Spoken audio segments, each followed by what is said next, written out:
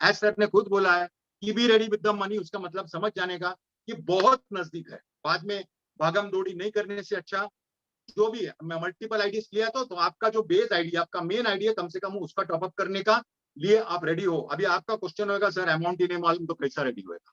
Base amount किसी को भी नहीं मालूम, एज सर के सिवा किसी को भी नहीं मालूम, लेकिन हमने जो यहाँ भरा है तो उसका 1-2 पॉइंट 3 पॉइंट थोड़ा सा रखना है, और वो जरूरी, मैं ये नहीं बोलता कंपलसरी है, बट आप सोचो, ये पॉइंट पे मैं ज्यादा नहीं बोलूंगा, क्योंकि अगर एज सर जब बात करता है ना तो कोई भी पॉइंट को ज्यादा सुझाते नहीं, और उसको जो पॉइंट को एकदम सुपर हाईलाइट नहीं करने का है तो एकदम सुमड़ी में बोल के छोड़ देते, और उतने में समझने का कि भाई ने सिग्नल दिया है तो पकड़ने का आपका काम है। तो दिस इज फ्रॉम मुझे जो अंदाज मिला, या उन्होंने खुद बोला कि बॉस रेडी रहो, मतलब इट इज वेरी नियर, तो हम भी रेडी रहेंगे, आप लोग भी रेडी रहना, ये चीज बहुत जरूरी है। लेकिन इससे पहले जो चीज बोला था वो डबल रिपीट करूंगा मैं, बिकॉज मेरे को बाद में अभी थोड़ा सा लोगों से बात करने से मेरे को समझता है कि कितने लोगों ने समझो 20-25 डायरेक्ट किया है, उसका 5-6-8 आदमी अभी तक वैसा ही है।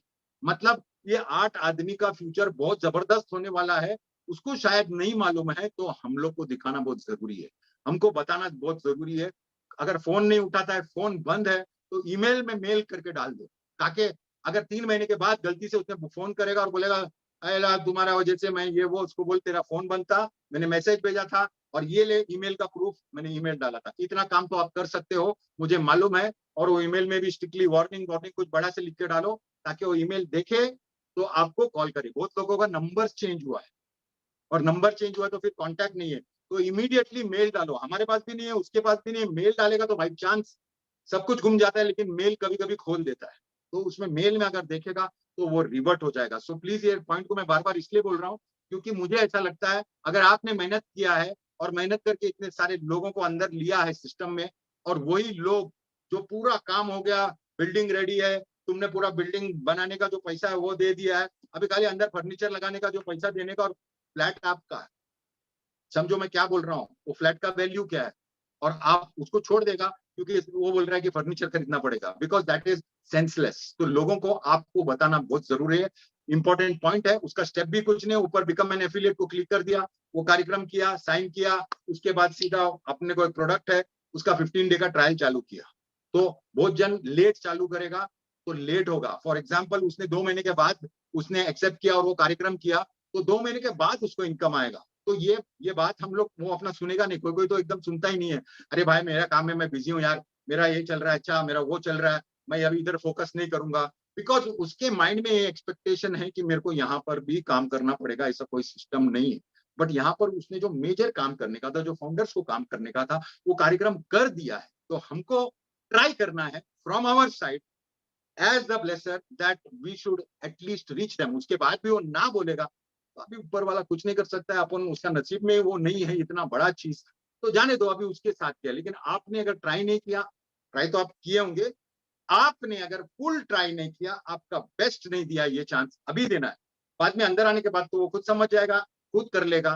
तो ये मेरा रिक्वेस्ट है यहाँ पर से कि हमको ये करना है। तो आपका जो बटरफ्लाईज है और आपका बेसिक जो क्वेश्चंस आता है कि मैं बहुत बेसिक बेसिक क्वेश्चंस जो पूछते हैं, सर आपको क्या लगता है कि क्या प्राइस रहेगा, नहीं मालूम है, किसी को नहीं मालूम, सच में नहीं मालूम। वो प्राइस उन्होंने बोला कि बहुत बड़ा प्राइस भी नहीं रहेगा, लेकिन एकदम छोटा भी नहीं रहेगा, मुझे ऐसा लगता है। But we have to be ready with that. लेकिन ये क्वेश्चंस आपको नीचे वाले भी पूछ सकते हैं, तो उसको भी वही जवाब देने का कि you have to be ready. हमको नहीं मालूम है, उन लोगों को लगता है एक लीडर को मालूम है, दूसरा लीडर को नहीं मालूम है, वो ग्रुप को मालूम है, ये ग्रुप को नहीं मालूम, किसी को नहीं मालूम। एज सर ने सामने से बोला था कि बॉस मुझे और एक आदमी को मालूम रहेगा जो ट्रेड सीक्रेट रहता है, और वो वैसे ही होना चाहिए, क्योंकि इसमें लोग समझते रहेगा अरे थोड़ा पहले बोलेगा ना, थोड़ा 20 दिन देगा ना हमको, 1 महीना देगा ना, तो उसका क्या जाता है। मैं बताता हूँ क्या जाता है। ये कॉर्पोरेट वर्ल्ड में हमारा ऐसा प्रोडक्ट आया है जो बड़ा से बड़ा इसका बाप था, वो भी हिल गया। ओके, अभी कोई भी हिल जाता है ना तो तुरंत उसका मार्केटिंग टीम लग जाता है। आपको नहीं मालूम, अभी भी सुनता होगा 110%, ये मीटिंग भी वो सुनता होगा। बट बात क्या है, सुनता है तो सुनने दे, बिकॉज कुछ का भी, मेरा भी बिजनेस कुछ इफेक्ट होता है तो मैं जाकर सुनूंगा। लेकिन मेन बात क्या है, अगर प्राइस आज बोल दिया और 20 दिन बाद 25 दिन बाद अपना है, तो 25 दिन का लीवे मिलता है सामने वाले को कुछ ना कुछ कांड करने को, एटलीस्ट प्राइस वाइज। अभी तो वो भी आसमान में लटक रहा है, हम लोग भी लटक रहे हैं। लेकिन उन लोग को वो एक्टिविटी करने से अच्छा हमको जिस दिन वो कार्यक्रम करने का है, मुझे मालूम है आज सर उससे 1 वीक पहले या 4 दिन पहले या 3 दिन पहले बोलेंगे कि कार्यक्रम ये है और ये है, बिकॉज हमारा हर एक प्रोडक्ट पेटेंट है, स्टाइल पेटेंट है, इफेक्ट पेटेंट है, हमारा रेवेन्यू मॉडल पेटेंटेड है, सारा कुछ। ये क्यों कर रहा है, पेटेंट को क्यों दे रहा है? क्योंकि उनको मालूम है कुछ बनेगा वो एकदम सुपर यूनिक है और सुपर सक्सेसफुल है, सुपर वायरल है।